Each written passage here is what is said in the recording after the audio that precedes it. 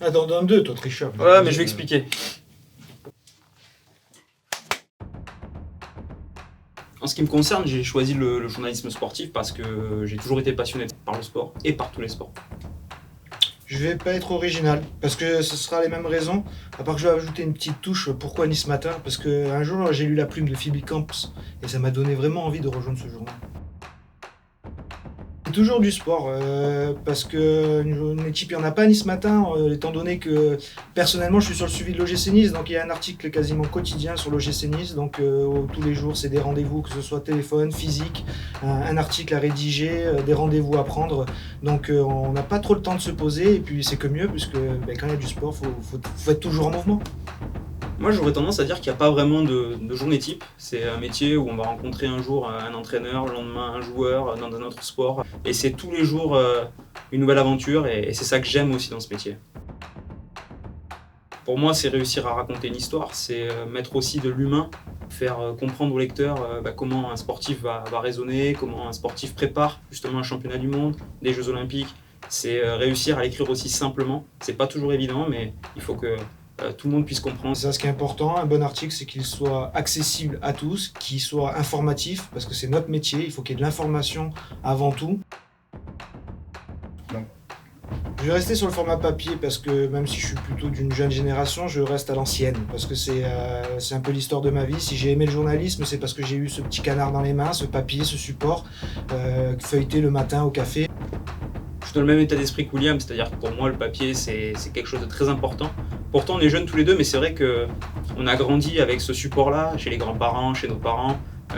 Moi des fois il m'est arrivé pendant les vacances chez mes grands-parents de regarder le journal le matin, c'est des souvenirs et ça reste et ça marque. Et c'est pour ça qu'aujourd'hui je suis encore attaché à ce support-là. Alors mon prono je vais dire 2-1 pour les Bleus, parce que je crois pas vraiment à cette équipe d'Allemagne, même s'il faut toujours se méfier. Je sais pas ce que t'en penses toi, mais je dis 2-1. Tu suis un peu la logique actuelle, moi je vais être plus prudent.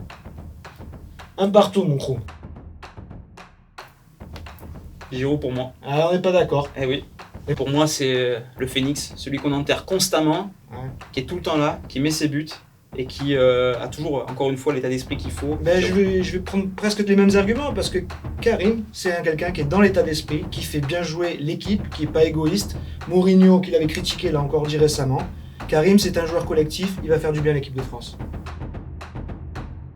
Alors moi j'ai mis France et Portugal avec la France entourée parce que je les mets quand même devant, mais je pense que ces deux équipes-là vont assumer leur statut et pourquoi pas une revanche de la finale de l'Euro 2016. T'aurais pu en mettre une troisième, au moins t'étais sûr d'avoir le bon prono. Ah ça chambre. On va voir ce qu'ils vont faire les Anglais.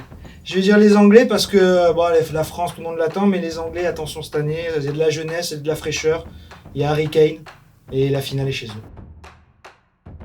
Ça va être un match de l'épopée des Bleus en 98. Alors, ça sera pas la finale France-Brésil, mais plus le quart de finale France-Italie, un match fermé qui se finit à 0-0 au tir au but. Parce que j'étais chez mes grands-parents et c'est un souvenir qui me reste. C'était une tension dingue, un suspense de fou et je retiens ce moment-là. Ouais. Nice-Strasbourg en 1990, des barrages de maintien en première division.